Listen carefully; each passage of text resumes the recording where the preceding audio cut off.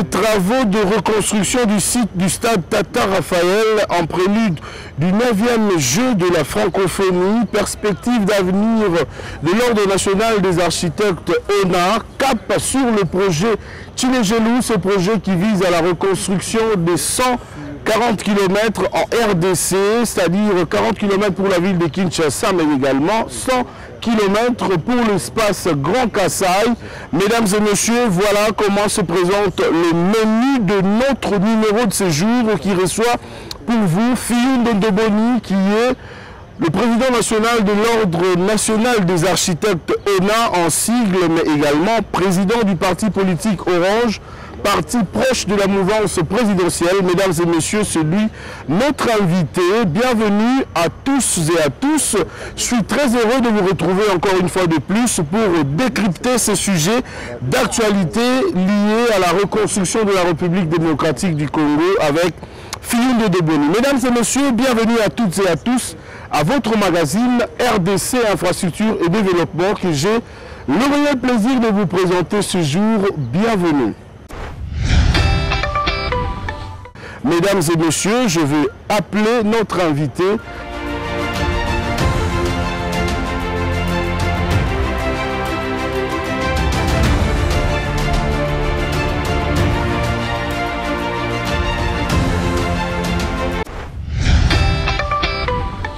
Merci beaucoup d'avoir accepté de répondre à notre invitation. Vous êtes le président national de l'Ordre des architectes du Congo, mais également président du parti Orange. Fioun Ndoboni, d'entrée de jeu, quel est l'état aujourd'hui d'avancement de travaux sur le site de Tata Raphaël? Vous parlez bien du projet de la francophonie? Exactement. Ok, en fait, le projet de la francophonie, c'est un projet qui s'étend d'abord sur plusieurs sites. Il n'y a pas que le site Tata Raphaël. Ok. Le site Tata Raphaël, c'est un des sites les plus importants, c'est-à-dire c'est là où il y aura le village des Jeux. Mais au total, il y a 9 ou 10 sites. Ici à Kinshasa ou à travers la RDC? Dans la ville de Kinshasa. Ok. Parce que le jeu va recevoir plus ou moins 4000 athlètes. Et en dehors de ces 4000 athlètes, il y aura des accompagnateurs, il y aura les touristes, il y aura toutes ces personnes qui vont venir et la ville va être inondée de personnalités qui viendront à travers le monde. Et pour cela, il y avait, après les analyses, il y avait un déficit sur le site qui devrait accueillir particulièrement les athlètes, parce que tous les athlètes doivent être ensemble dans le village. Loger quelque part.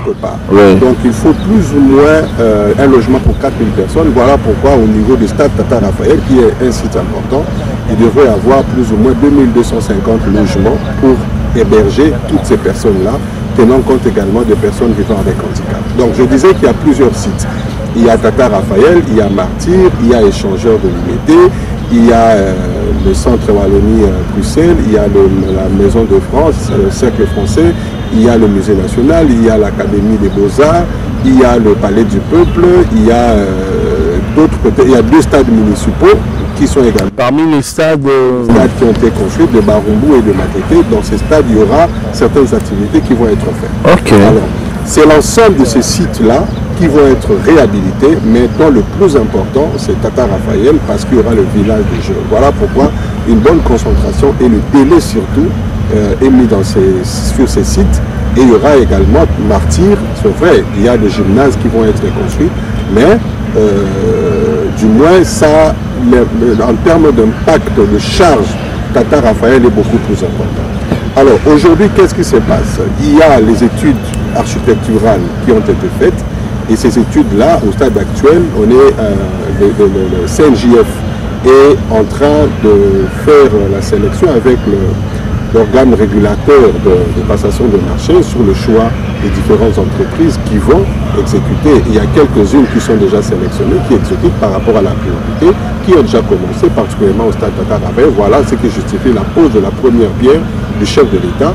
Et là, il y a le démarrage des travaux des 12 immeubles de rez-de-chaussée plus 7 qui devraient abriter justement le plus de 4000 athlètes qui vont venir. Maintenant là, si vous allez sur place, vous allez trouver qu'on est en train de des travaux de fondation, fouille, préparation du sol et commencer la fondation, a déjà commencé.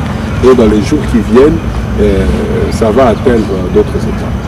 Voilà pourquoi j'ai posé la question de savoir l'évolution des travaux au niveau du site Tata Raphaël. Fiondo Doboni, vous venez d'évoquer le problème du délai. J'aimerais vous poser cette question. Est-ce que le timing sera respecté? Est-ce que les moyens sont disponibles aujourd'hui pour réaliser tout ça? Parce qu'il n'y a plus assez de temps, vous le savez. Il est vrai que le délai est assez court parce que nous avons perdu beaucoup de temps.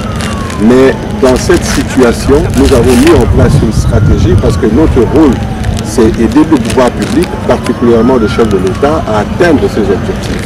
Donc nous avons mis en place une stratégie, discutée avec la haute représentation, le haut représentant du chef de l'État, avec qui on a discuté et mis en place le plan et les entrepreneurs, pour que, au lieu de travailler, donc il y aura 3 équipes, 8 heures, 8 heures, 8 heures, et ces 3 équipes vont travailler 24 heures sur 24. Donc le travail s'est fait en H24. Oui, H24. Donc, ce qui fait que à partir du moment où nous le ferons, et chaque immeuble qui est en train de se construire, ça ne sera pas tel immeuble fini, on va à une autre immeuble. Non. Il y a un nombre d'ouvriers défini pour un immeuble. Et ça se fait concomitamment. Exactement.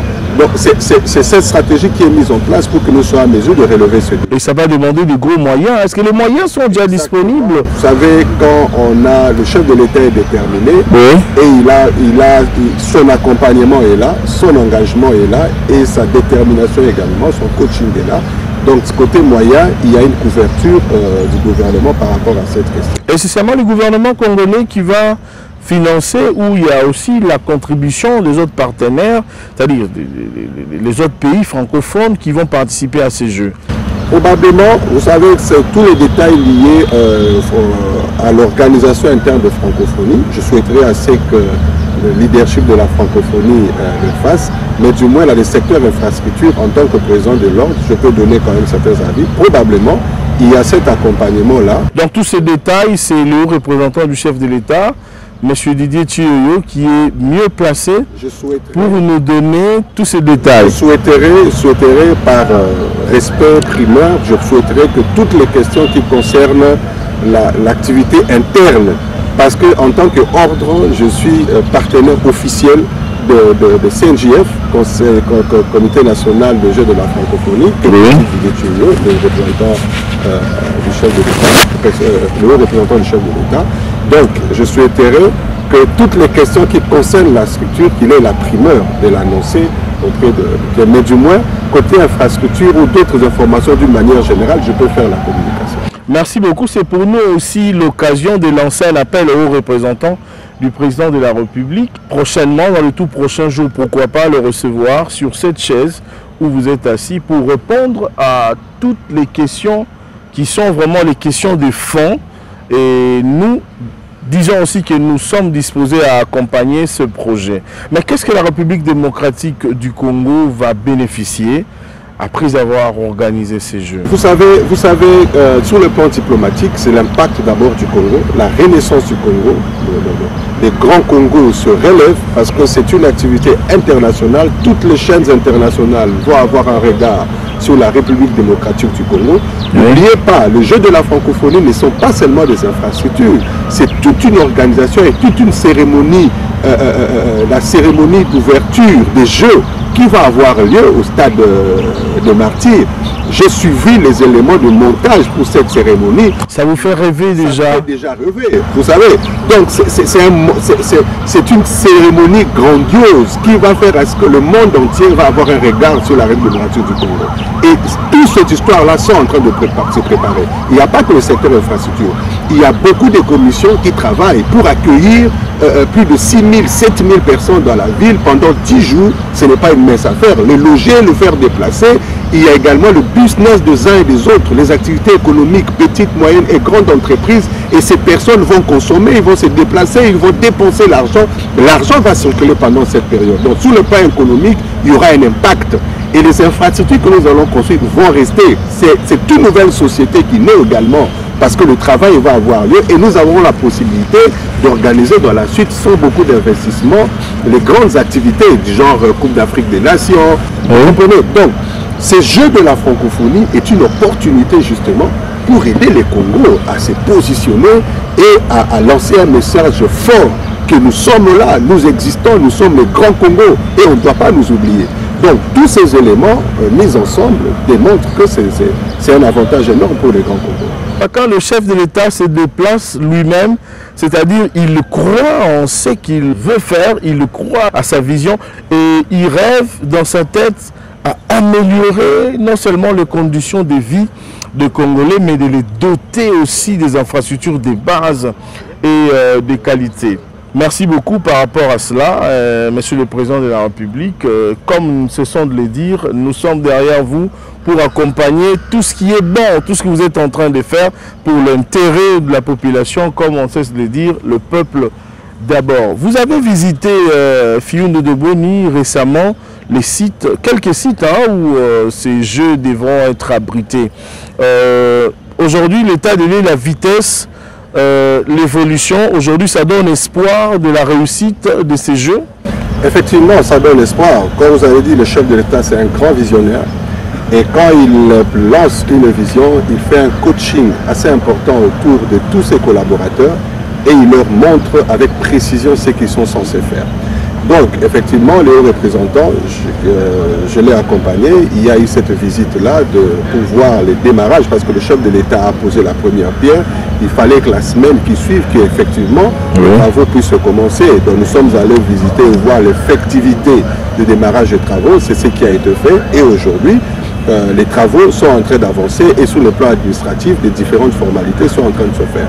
Donc nous espérons, nous travaillons, pas nous espérons, nous sommes certains rassurés que dans les jours qui viennent et au mois de mars-avril de l'année prochaine, nous serons, parce que le jeu c'est au mois de juillet de l'année prochaine, mars-avril de l'année prochaine, nous serons déjà en train de voir la fin justement de ces ouvrages pour que nous puissions accueillir les différents invités qui viendront à partir du mois de juillet, août 2022. En tant que technicien de la République, conseiller du gouvernement, est-ce que vous croyez à la finalisation de ces travaux?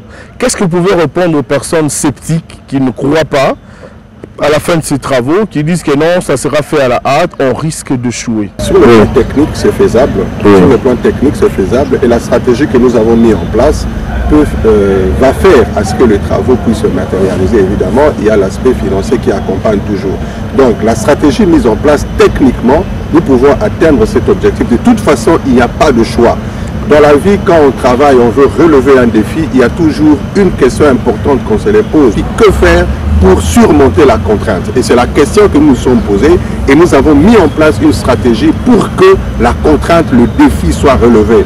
Parce que le chef de l'État devrait délivrer et que ces Jeux de la francophonie devraient se faire en République démocratique du Congo pour l'intérêt de l'ensemble de la population congolaise. Donc la stratégie mise en place devrait nous aider à délivrer ces infrastructures. Parce que nous avons dit tout à l'heure que il y aura des équipes qui vont travailler 24 heures sur 24, ça c'est d'une part, et d'autre part, chaque immeuble va avoir un certain nombre d'ouvriers dédiés. Augmentation de la main-d'œuvre. Augmentation de la main-d'œuvre. Au total, sur les chantiers, par exemple, de 12 immeubles, il y aura plus ou moins 1000 ouvriers, parce que c'est 70 ouvriers par... Donc ça va réduire aussi le taux de chômage. Évidemment, le projet de la francophonie va donner d'une manière directe et indirect autour de 3 à 5 000 emplois, direct et indirect. Vous comprenez que c'est un investissement, un impact énorme sur le plan économique et social dans notre ville de Kinshasa.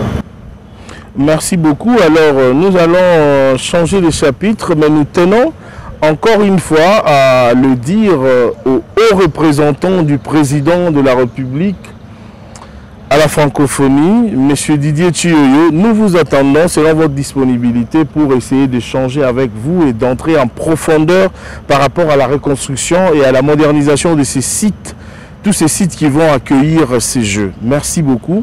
On espère bien qu'on va vous avoir en face de nous ici sur ce plateau.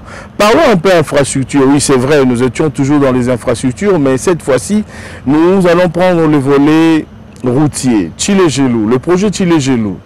Autre initiative du président de la République lancée récemment. Aujourd'hui, nous sommes à l'étape de l'exécution. Le projet Tshilé-Gelou prévoit 140 km, c'est-à-dire 40 km à Kinshasa, moyennant 10 km par district, et puis 100 km dans l'espace Grand Kasaï. En ce moment où nous parlons, les travaux ont déjà démarré sur ces différents sites. Quelle est votre lecture par rapport à ces projets?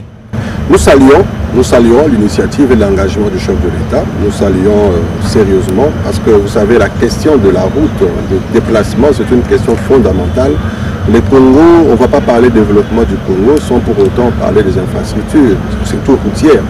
Et là, nous saluons surtout les 40 km de Kinshasa et les 100 km de Grand Kasaï. J'ai déjà fait les Kasaï moi-même et l'état de délabrement de route au niveau du Grand Kasaï, pendant que le vol Mbujimayi Kananga, c'est juste 15 minutes, mais moi j'avais quitté à l'époque à 8 h du matin ou 9 h, je suis arrivé à Kananga autour de 19 h.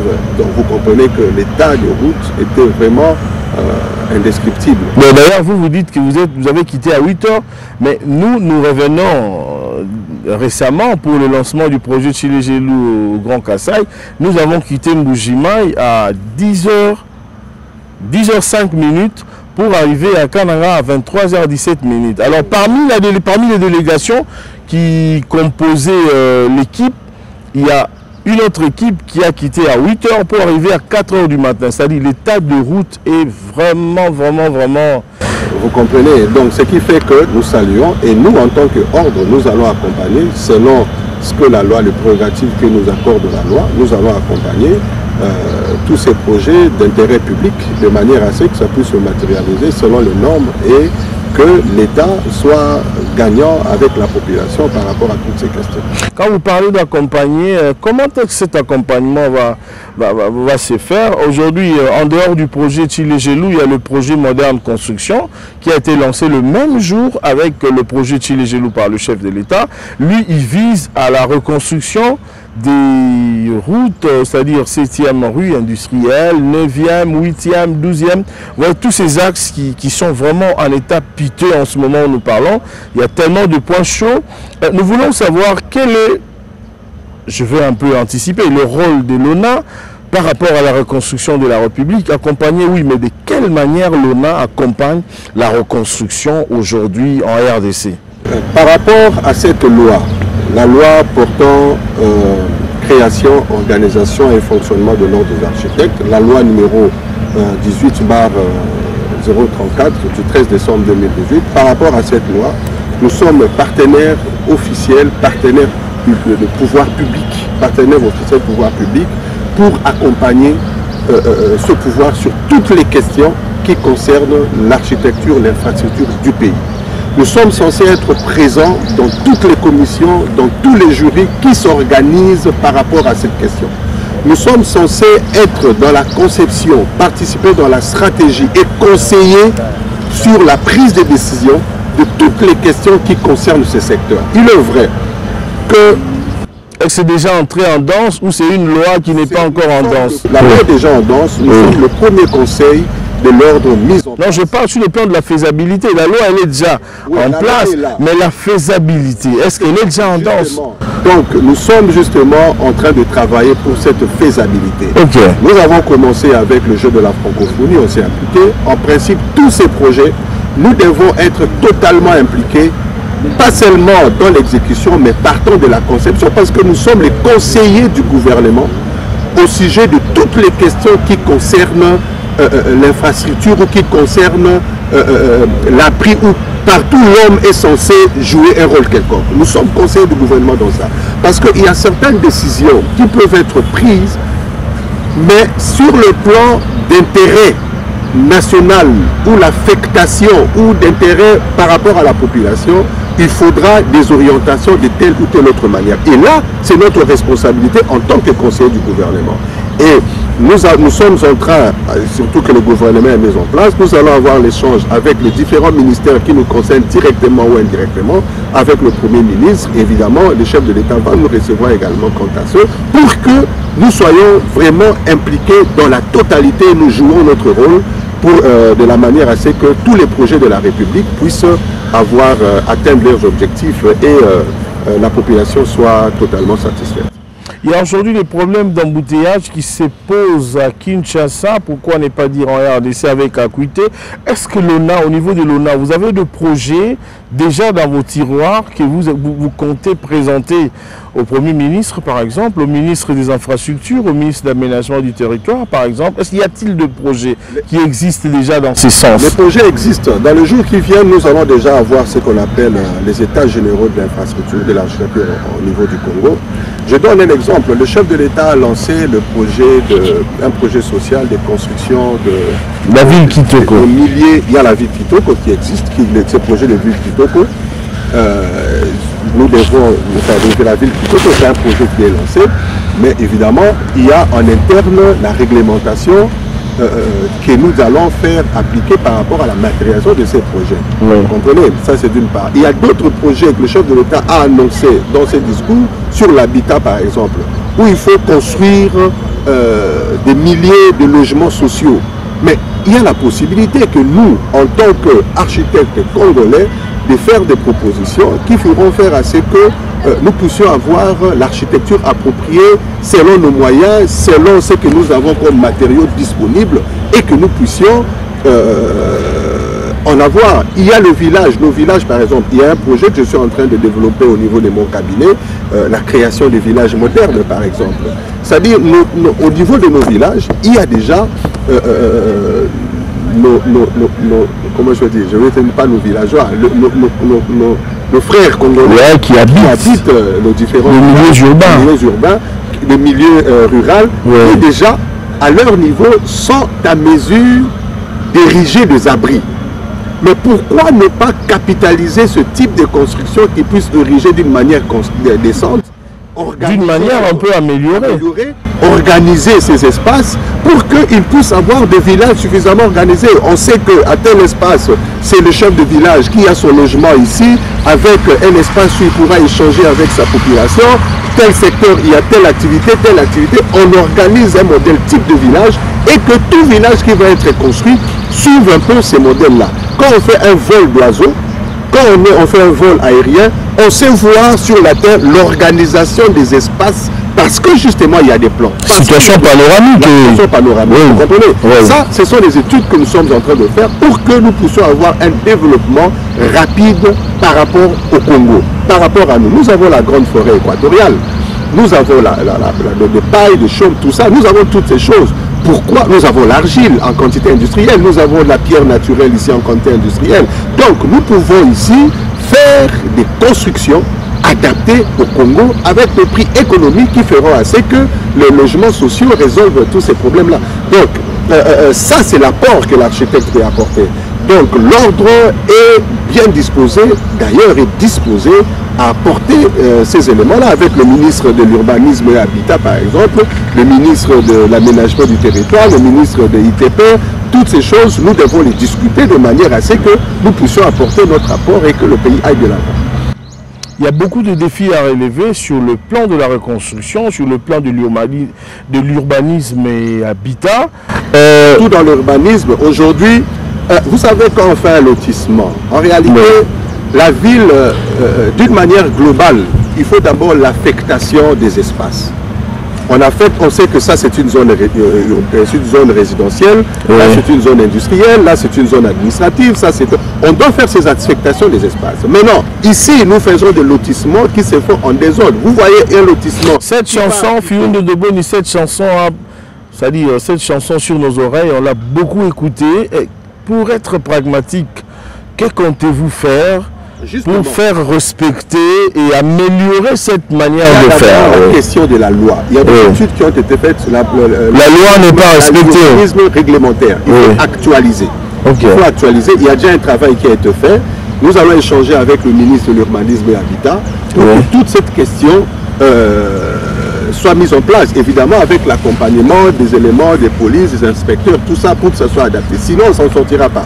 Parce qu'aujourd'hui, on ne peut pas, dans un quartier qui va abriter plus ou moins 7000 personnes, dans ces quartiers-là, il n'y a que le logement, mais il n'y a aucun équipement collectif urbain. Vous comprenez? Il n'y a aucun équipement collectif urbain. Et là, ça détruit la qualité de la vie de la communauté. Et tous ces problèmes que nous avons d'érosion, tout ça, c'est lié justement à tous ces aménagements anarchiques un peu qui se font par-ci par-là. Notre rôle auprès du pouvoir public, c'est arriver à mettre de l'ordre, à réglementer, à conseiller de manière à ce que dans les jours qui viennent, nous puissions avoir les résultats appropriés. Maintenant, nous allons parler de l'ONA, à moins que vous ayez autre chose à ajouter pour complètement boucler cet aspect de choses dans le cadre des infrastructures routières. Non, en fait, la chose à dire, c'est que l'ordre des architectes, la loi existe et nous avons l'obligation, la responsabilité d'encadrer et de gérer cette question des infrastructures. Aujourd'hui, nous voyons des immeubles qui sont en train d'être construits. Beaucoup d'immeubles, nous ne voyons pas les noms de leurs signatures. Or, personne par rapport à la loi ne peut exercer la profession de l'architecte s'il n'est pas inscrit à l'extrait du tableau de l'ordre des architectes. Ça, c'est l'extrait du tableau de l'ordre des architectes. Qui reprend tous les noms des architectes qui sont censés, chaque année, chaque 1er août, on est censé publier cet extrait de tableau. Donc, c'est-à-dire, si vous êtes enregistré, après une année, vous devrez encore revenir pour harmoniser et actualiser. Exactement. Parce que si vous ne respectez pas la loi, si vous n'êtes pas discipliné, on peut vous omettre, c'est-à-dire vous extraire. Vous ne serez pas inscrit au tableau, et ce qui fait que vous ne pouvez pas exercer en République démocratique du Congo. Vous ne pouvez exercer que la personne qui est inscrite dans ces tableaux. Est-ce que tout le monde qui, aujourd'hui, excusez-moi de vous interrompre, M. Fillon Ndondoboni, est-ce que tous les architectes qui œuvrent aujourd'hui à RDC sont sur cette liste-là? En principe, ils sont censés être là. Mais c'est là que je dis, prenons par exemple les architectes étrangers qui viennent travailler ici. Oui. Ils ne peuvent pas exercer s'il n'est pas inscrit à ces tableaux. À moins que nous ayons un principe de réciprocité dans leurs États, nous sommes d'office adoptés aussi. Mais tant qu'il n'y a pas un principe de réciprocité, avant qu'il exerce ici, il doit se joindre avec un architecte congolais qui lui signera le projet de manière à ce qu'il puisse fonctionner. Il doit travailler en collaboration. Absolument. Il ne peut pas être lui-même au devant comme architecte principal. Il n'est pas inscrit. La loi dit est architecte au Congo ici, la personne qui porte le diplôme d'architecte et qui est inscrit au tableau de l'ordre des architectes. Okay. Alors, mais chaque année, on publie l'extrait du tableau. Les personnes qui sont habilitées à travailler au cours de cette année-là. Vous comprenez? Ce sont les personnes inscrites. Absolument. Nous voyons des immeubles construits dans la ville de Kinshasa. Mais le panneau qui montre le projet ne signale que la photo de l'immeuble tel que ça sera. Ça n'indique pas le nom de l'architecte, ça n'indique pas les noms de quiconque est impliqué dans ces projets. Mais qu'est-ce qui va se faire désormais pour essayer de faire respecter? Ce qui va se faire, nous allons faire une séance de travail avec le procureur général de la cour d'appel. On va échanger autour de cette question et tous les travaux qui sont construits, tous les projets érigés par les architectes non inscrits au tableau vont être fermés. Ces projets vont être fermés à moins qu'ils viennent régulariser leur situation. Donc nous allons commencer ce travail dans les jours qui viennent et tous ces bâtiments qui sont en train de s'ériger sans un architecte inscrit au tableau, ces bâtiments vont avoir un problème parce que nous allons travailler de manière à ce que d'abord, on arrête les travaux et que cette situation soit régularisée. Après la régularisation, on verra s'ils peuvent continuer ou pas. Y a-t-il des frais à payer pour l'inscription? Comment ça se passe? Les conditions et les modalités, pouvez-vous nous expliquer? De manière générale, pour être inscrit au tableau, d'abord il faut avoir un diplôme agréé par une institution, par le gouvernement congolais. Même un diplôme de l'extérieur, mais valide. Du Congo ou de l'extérieur. Ouais. Je crois qu'il y a l'UNESCO et une organisation internationale, je crois, qui régularise tous ces diplômes-là, mais ça doit être agréé par le gouvernement congolais. C'est d'une part, il y a la question de casier judiciaire, il y a la question de tous ces documents administratifs, tout ça. Et une fois mis en place, donc on va vous attribuer un numéro. Et en fonction de ces numéros-là, il y a des frais à payer et vous allez commencer à exercer. Donc nous allons avoir le temps, il y a la question d'éthique également, parce qu'il y a les casiers judiciaires. Nous allons vérifier toutes ces questions. Dès que c'est bon, on vous autorise de travailler. Le Congo est tellement vaste, cette année, il n'y a que 785 architectes inscrits. On sait qu'il peut y avoir plusieurs au travers de la République. La loi nous a donné la responsabilité d'identifier l'ensemble des architectes qui sont dans le pays et que tous ces architectes soient encadrés. Donc on a besoin d'en avoir plusieurs parce que le Congo c'est un vaste chantier. Il faudra que nous ayons suffisamment des experts en l'art des bâtiments pour que nous puissions relever ces débits des infrastructures en RDC. Est-ce que vous avez le moyen de faire aujourd'hui la ronde de tout le Congo? Vous avez un budget? Où est-ce que l'ONA trouve-t-il l'argent pour organiser et faire ce travail?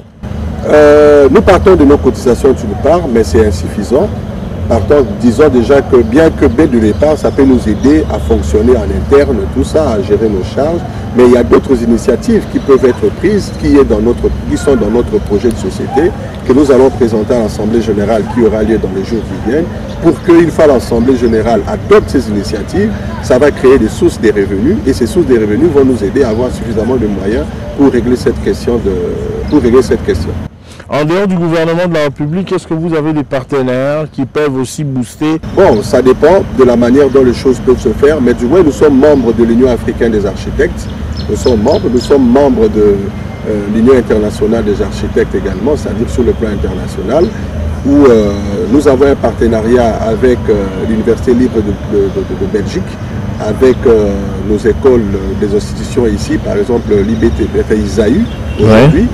Il y a un partenariat qui se fait. Dernièrement, j'ai une réunion avec les recteurs et les doyens de l'Université libre de Bruxelles, avec qui on a échangé sur les perspectives d'avenir par rapport justement à cette collaboration. Donc je pense que à ces partenariats.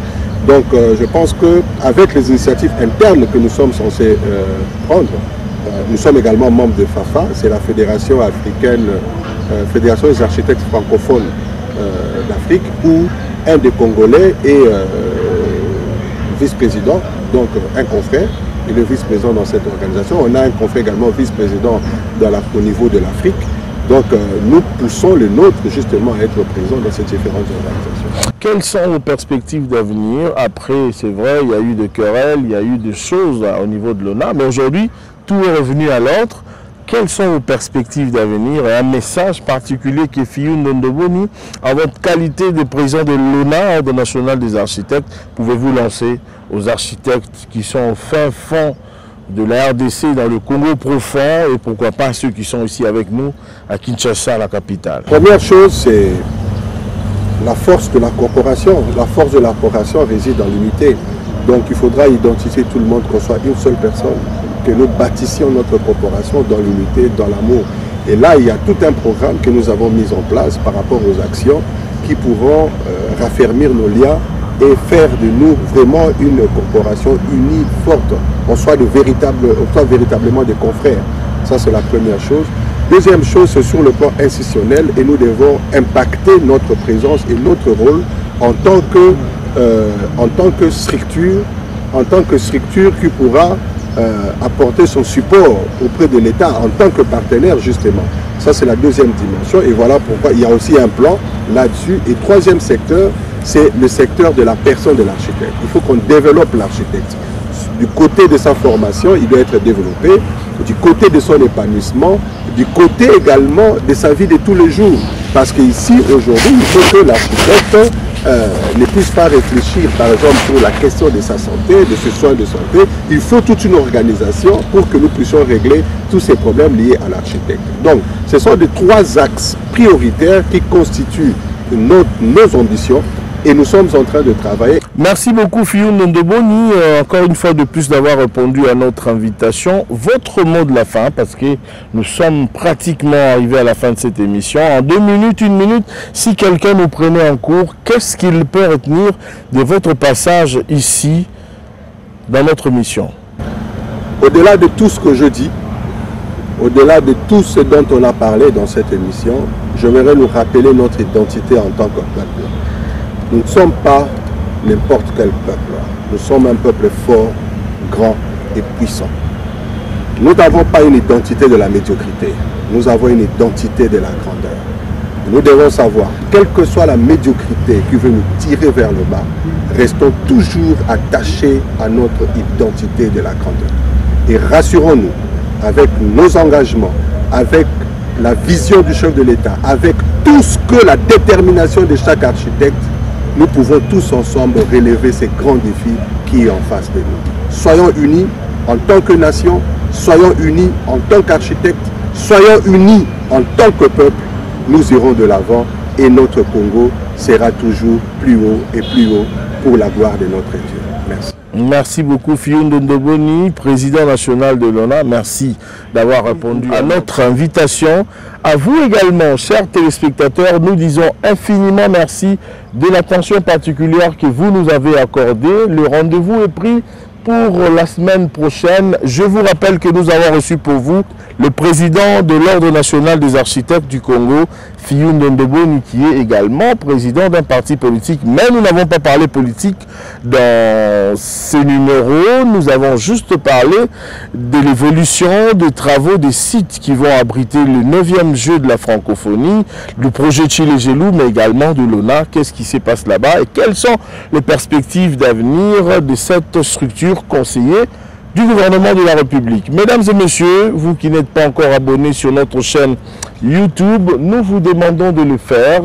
Abonnez-vous sur notre chaîne YouTube Aimé Mutombo. Restez branchés au programme de la télévision nationale congolaise. Vous retrouverez cette émission également sur notre chaîne YouTube, mais sur la RTNC 3 et la RTNC 2.